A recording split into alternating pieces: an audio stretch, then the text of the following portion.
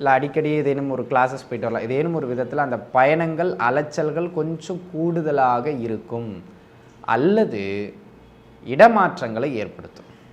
உங்களுக்கு புரிகிற மாதிரி சொல்லணும்னா, ஒரு வீட்டிலேருந்து இன்னொரு வீடு மாறுறது, ஒரு உத்தியோகத்திலேருந்து இன்னொரு உத்தியோகம் மாறுறது, அல்லது ஒரே உத்தியோகத்தில் இடம் மட்டும் மாறுறது, டிரான்ஸ்ஃபர் ஆகிறது. இந்த மாதிரி எந்த மாற்றம் வந்தாலும் எடுத்துக்கிடுங்க. இந்த காலகட்டம் மாற்றங்களை ஏற்படுத்தி கொடுக்கக்கூடிய காலகட்டம். அதுலேயும் பார்த்துக்கிட்டிங்கன்னா 3ஆம் இடமோ அல்லது 9ஆம் இடமோ அல்லது 12ஆம் இடமோ சம்மந்தப்பட்ட தசாபுக்தியும் நடக்கின்றது என்றால் உறுதியாக மாற்றங்கள் வந்தே தீரும். இடமாற்றங்கள், பயணங்கள், டிரான்ஸ்ஃபர்ஸ் அந்த மாதிரி. சரிங்களா? அதை எடுத்துக்கிடுங்க, நன்றாக இருக்கவும் செய்யும். நீண்ட நாளாக விற்க முடியாமல் இருந்த சொத்துக்கள் அல்லது பூர்வீக சொத்துக்கள் எதுவாக இருந்தாலும் சரி, அந்த மாதிரி விற்க முடியாத விஷயங்களை விற்பதற்கு இந்த காலகட்டம் நல்ல மேன்மையை பெற்று தந்தே தீரும் அப்படிங்கிறதுல எந்த விதமான மாற்று கருத்தும் கிடையாது. ஆக அன்பு நண்பர்களே, இந்த காலகட்டத்தை பொறுத்த முடியும் விற்க முடியாத சொத்துக்களை கூட விற்பதற்கு இது ஒரு நல்ல தகுதியான அற்புதமான காலமாக அமைகிறது அப்படிங்கிறத நீங்கள் புரிஞ்சுக்கிடணும். அந்த விதத்தில் அன்பு நண்பர்களே, இந்த காலகட்டம் ஒரு நல்ல மேன்மையை ஏற்படுத்தி கொடுக்கக்கூடிய அமைப்புகளில் உண்டு அப்படிங்கிறத நீங்கள் புரிஞ்சுக்கிடணும். ஆக அன்பு நண்பர்களே, உங்கள் ஜாதக அமைப்பின்படியும் 3ஆம் இடம் சம்பந்தப்பட்ட தசாபுக்தியும் நடக்குமானால் உறுதியாக உதவிகள் கிடைக்கும் அப்படிங்கிறதுல எந்த விதமான மாற்று கருத்தும் கிடையாது. அன்பு நேயர்களே, இந்த பதிவில் நம்ம பார்க்க இருக்கிறது சித்திரை மாதத்திற்கான பலாபலன்கள். சித்திரை மாதம்ங்கிறதே ஒரு சிறப்பு வாய்ந்த மாதம். ஏன் அப்படின்னு கேட்டிங்கன்னா, இந்த ஜோதிடத்தின் நாயகன் உயிர்களெல்லாம் உயிர்ப்பு தன்மையோடு இருப்பதற்கான காரண கிரகம் ஆத்ம காரகன்னு சொல்லக்கூடிய சூரிய பகவான் உச்ச வலு பெறுகின்ற காலகட்டம். உச்ச வலு பெறுவார். ஆமாங்க, மேஷ ராசியில் 30லிருந்து 31 நாட்கள் உச்ச வலுப்பெற்று நகருவார். இதுதான் சித்திரை மாதம் அப்படின்னு சொல்லப்படுகின்றது. அந்த சித்திரை மாதம் உங்களுடைய ஜென்ம ராசி கோட்சாரத்தின் அடிப்படையில் என்ன மாதிரியான பலாபலன்களை வழங்கும் அப்படிங்கிறத நம்ம பார்க்க இருக்கோம். இந்த கோட்சார பலன் அப்படிங்கிறது ஒரு 10%. அதற்கு மேலே அதற்கு பெரிதாக பலம் இல்லை அப்படிங்கிறத நம்ம உணர்ந்துக்கிடணும். ஏன்னா கோட்சாரத்தை பொறுத்த மட்டிலும் எந்த ஒரு பலனையும் கோட்சாரம் உருவாக்காது அல்லது அழிக்காது அல்லது தடை செய்யாது. அப்போ என்னங்க பண்ணும் கோட்சாரம்? ஜாதகப்படி நடக்கின்ற பலன்களின் ஏற்ற இறக்கங்களை ஏற்படுத்தும், அவ்வளவுதானே தவிர பலன்கள் உருவாவதை தடுக்காது, இல்லாததை இருப்பதை அழிக்காது. அதை நம்ம புரிஞ்சுக்கிடணும். அப்போ இதோடைய பலம் அதிகபட்சம் 5லிருந்து 10%. அதுக்கு மேலே இதுக்கு பலம் கிடையாது கோட்சாரத்துக்கு. இப்போ நம்ம ஒவ்வொரு பலன்களை உள்ள சொல்லும் போதும் ஒவ்வொரு ராசிக்கும் உங்களுடைய சுயஜாதத்தை எடுத்து வச்சுங்க. இந்த பலன்னு சொல்லிட்டு இந்த தசாபுக்தி நடக்குதா பாருங்க அப்படின்னு நான் ஒரு தசாபுக்தி அடிக்கோடிட்டு காட்டுவேன். அந்த தசாபுக்தியும் நடந்தால் அது 10%க்கு மேலே நல்லா பலமாக வேலை செய்யும் அப்படிங்கிறத அன்பர்கள் உணர்ந்துக்கிடணும். அந்த விதத்தில் சித்திரை மாத பலன்கள் உங்களுடைய ஜென்ம ராசிக்கு எப்படி இருக்கிறது வாருங்கள் பார்க்கலாம். மகர ராசி நேயர்களே, மகரத்தை பொறுத்த மட்டிலும் பார்த்துக்கிட்டிங்கன்னாங்க இந்த மாதம் ஒரு சிறப்புன்னு சொல்ல முடியாது, பின்னடைவுன்னு சொல்ல முடியாது, ஒரு நடுநிலைமையான மாதம் தான் சொல்லுவேன். சரி, முதல்ல என்ன நன்மைகள் அப்படிங்கிறத பார்த்துருவோம். இந்த மாதம் அநேக பயணங்கள், அநேக மாற்றங்கள், அநேக நகர்வுகளுக்கான மாதம்.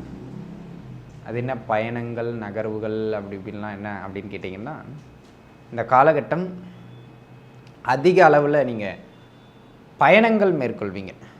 ஒரு சிலருக்கு ட்ராவலிங் பண்ணுறதே ஜாபாக இருக்கலாம், அல்லது அவங்க ஜாப் வந்து ட்ராவலிங் பர்பஸ்லேயே இருக்கலாம். அந்த மாதிரி ஒரு மூமெண்ட்லேயே இருக்கிற மாதிரியான மாதம். ஒரு சிலர் வந்து பார்த்திங்கன்னா அடிக்கடி ஊருக்கு போயிட்டு வரலாம், இல்லை அடிக்கடி ஏதேனும் ஒரு கிளாஸஸ் போயிட்டு வரலாம். ஏதேனும் ஒரு விதத்தில் அந்த பயணங்கள் அலைச்சல்கள் கொஞ்சம் கூடுதலாக இருக்கும், அல்லது இடமாற்றங்களை ஏற்படுத்தும். உங்களுக்கு புரிகிற மாதிரி சொல்லணும்னா, ஒரு வீட்டிலேருந்து இன்னொரு வீடு மாறுறது, ஒரு உத்தியோகத்திலேருந்து இன்னொரு உத்தியோகம் மாறுறது, அல்லது ஒரே உத்தியோகத்தில் இடம் மட்டும் மாறுறது, டிரான்ஸ்ஃபர் ஆகிறது. இந்த மாதிரி எந்த மாற்றம் வந்தாலும் எடுத்துக்கிடுங்க. இந்த காலகட்டம் மாற்றங்களை ஏற்படுத்தி கொடுக்கக்கூடிய காலகட்டம். அதுலேயும் பார்த்துக்கிட்டிங்கன்னா 3ஆம் இடமோ அல்லது 9ஆம் இடமோ அல்லது 12ஆம் இடமோ சம்மந்தப்பட்ட தசாபுக்தியும் நடக்கின்றது என்றால் உறுதியாக மாற்றங்கள் வந்தே தீரும். இடமாற்றங்கள், பயணங்கள், டிரான்ஸ்ஃபர்ஸ் அந்த மாதிரி. சரிங்களா? அதை எடுத்துக்கிடுங்க, நன்றாக இருக்கவும் செய்யும். அதனை அடுத்ததாக இந்த காலகட்டம் நண்பர்கள் வழியிலிருந்து சில உதவிகள் கிடைக்கும். ஆக உதவிகள் அதிக அளவில் கிடைக்கக்கூடியது மாதிரியான ஒரு நல்ல காலகட்டமாக இந்த காலகட்டம் அமைகின்றது அப்படிங்கிறத நீங்கள் உணர்ந்துக்கிடணும். ஆக அன்பு நண்பர்களே, இந்த காலகட்டத்தை பொறுத்த மட்டிலும் நண்பர்கள் வழியிலிருந்து உதவிகள் அமையும். அதை நீங்கள் முறையாக பயன்படுத்திக்கிட்டிங்கன்னா நல்ல வளர்ச்சியை ஏற்படுத்தி கொள்ளலாம். 3ஆம் இடமோ அல்லது 5ஆம் இடமோ சம்பந்தப்பட்ட தசாபுக்தியும் நடக்குமானால் உறுதியாக உங்களுக்கு அந்த உதவிகள் கிடைக்கும். அதனை அடுத்ததாக இந்த காலகட்டம் நீண்ட நாளாக விற்க முடியாமல் இருந்த சொத்துக்கள் அல்லது பூர்வீக சொத்துக்கள் எதுவாக இருந்தாலும் சரி, அந்த மாதிரி விற்க முடியாத விஷயங்களை விற்பதற்கு இந்த காலகட்டம் நல்ல மேன்மையை பெற்று தந்தே தீரும் அப்படிங்கிறதுல எந்த விதமான மாற்று கருத்தும் கிடையாது. ஆக அன்பு நண்பர்களே, இந்த காலகட்டத்தை பொறுத்த முடியும் விற்க முடியாத சொத்துக்களை கூட விற்பதற்கு இது ஒரு நல்ல தகுதியான அற்புதமான காலமாக அமைகிறது அப்படிங்கிறத நீங்கள் புரிஞ்சுக்கிடணும். அந்த விதத்தில் அன்பு நண்பர்களே, இந்த காலகட்டம் ஒரு நல்ல மேன்மையை ஏற்படுத்தி கொடுக்கக்கூடிய அமைப்புகளில் உண்டு அப்படிங்கிறத நீங்கள் புரிஞ்சுக்கிடணும். சரிங்களா? இது ஒரு அமைப்பு. அதனை அடுத்ததாக அன்பு நண்பர்களே, இந்த காலகட்டம் புதிய புதிய நண்பர்கள் அல்லது புதிய புதிய உறவுகள் அல்லது புதிய புதிய கான்டாக்ட்ஸ் நிறைய கிடைக்கும் இந்த காலகட்டத்தில். ஆக இந்த காலகட்டத்தை பொறுத்த மட்டிலும் எனது அருமை நண்பர்களே, இது ஒரு நல்ல ஒரு ஒரு ஒரு அற்புதமான காலகட்டம் அப்படின்னே நான் சொல்லுவேன். ஏதாவது ஒரு விதத்தில் உங்களுக்கு நன்மைகளையும் ஏற்றங்களையும் இது பெற்று தந்தே தீருங்கிறதுல மாற்று கருத்தே கிடையாது. மாற்று கருத்தே கிடையாது. ஆமாங்க, புது புது கான்டாக்ட்ஸும் நட்பு வட்டாரங்களை அதிகப்படுத்தியே தீரும். 3ஆம் இடமோ அல்லது 5ஆம் இடமோ சம்பந்தப்பட்ட தசாபுக்தியும் நடக்குமானால் அந்த நட்புறவுகள் அதிகரித்தே தீரும் மகரத்துக்கு. சரிங்களா? அதே போல் இந்த காலகட்டம் நிறைய உதவிகள் கிடைக்கும். ஆக அன்பு நண்பர்களே, உங்கள் ஜாதக அமைப்பின்படியும் 3ஆம் இடம் சம்பந்தப்பட்ட தசாபுக்தியும் நடக்குமானால் உறுதியாக உதவிகள் கிடைக்கும் அப்படிங்கிறதுல எந்த விதமான மாற்று கருத்தும் கிடையாது. அதே போல் அன்பு நண்பர்களே, இந்த காலகட்டம் ஒரு சிலருக்கு இந்த டாக்குமெண்ட்ஸில் ஏதாவது பிரச்சனை இருக்கும். அந்த டாக்குமெண்ட்ஸில் இருக்கக்கூடிய பிரச்சனைகளை சரி செய்வதற்கு இந்த காலகட்டம் சீரும் சிறப்புமான காலகட்டம். தாராளமாக நீங்கள் முயற்சிக்கலாம். இந்த டாக்குமெண்டேஷன் பிரச்சனை எல்லாம் சரிபட்டு வருகின்ற அதி அற்புதமான காலகட்டம் இந்த காலகட்டம் அப்படிங்கிறத நீங்கள் புரிஞ்சுக்கிடணும். இது ஒரு அமைப்பு. இதனை அடுத்ததாக அன்பு நண்பர்களே, இந்த காலகட்டத்தை பொறுத்த மட்டிலும் வேறு என்ன இருக்குது அப்படின்னு கேட்டுக்கிட்டிங்கன்னா, தொழில், பொருளாதாரம், ஆரோக்கியம், குடும்பம் இந்த அமைப்புகளை பொறுத்த மட்டிலும் இது ஒரு நல்ல மேன்மையானது அப்படிங்கிறதுல எந்த விதமான மாற்று கருத்தும் கிடையாது. குடும்ப ரீதியாக இருந்து வந்த பிரச்சனைகள் ஓரளவு குறையும். தொழில் ரீதியாக இருந்து வந்த நெருக்கடிகள் ஓரளவு குறையும். ஓவராலாகவே மகர ராசினியர்களுக்கு எதெல்லாம் ப்ரெஷர் கொடுத்துக்கிட்டு இருந்ததோ அந்த ப்ரெஷர் எல்லாம் குறையும். அந்த மாதிரியான ஒரு அற்புதம் நிறைந்த காலகட்டமாகவே இது அமைகிறது அப்படிங்கிறத நீங்கள் உணர்ந்துக்கிடணும். 6ஆம் இடமோ அல்லது 10ஆம் இடமோ சம்பந்தப்படுகின்ற தசாபுக்தியும் நடக்குமானால் உறுதியாக உங்களுக்கு இந்த வேலை வாய்ப்புகள் கிடைக்கும். இது ஒரு அமைப்பு.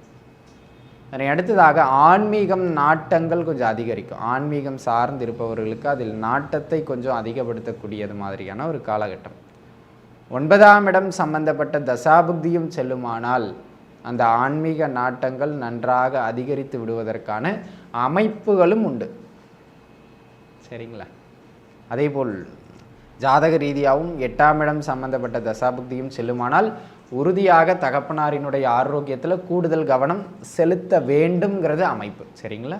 அதை பார்த்துக்கிடுங்க. அதனை அடுத்த அமைப்பாக அன்பு நண்பர்களே, இந்த காலகட்டத்தை பொறுத்த மட்டிலும் வேறு என்ன விஷயம் அப்படின்னு கேட்டுக்கிட்டிங்கன்னா, தொழில், பொருளாதாரம், ஆரோக்கியம் இதெல்லாம் ஒரு பக்கம் இருக்க, இந்த காலகட்டம் உறவு நிலைகளில் நல்லா தான் இருக்கும். அதில் ஒன்றும் மாற்றுக்கிறது கிடையாது. ஆனால் நிறைய தவறான செய்திகள் பரவுகின்ற பொழுது நம்ம அதை புரிஞ்சுக்கிடாமல் உறவுகளை பகைச்சிக்கிடக்கூடாது இந்த காலகட்டத்தில். அதை மட்டும் கொஞ்சம் பார்த்துருந்துங்க. வீண் வதந்திகளை நம்ப வேண்டாம், உறவுகள் சார்ந்து ஆப்போசிட்டான வதந்திகளை. சரிங்களா?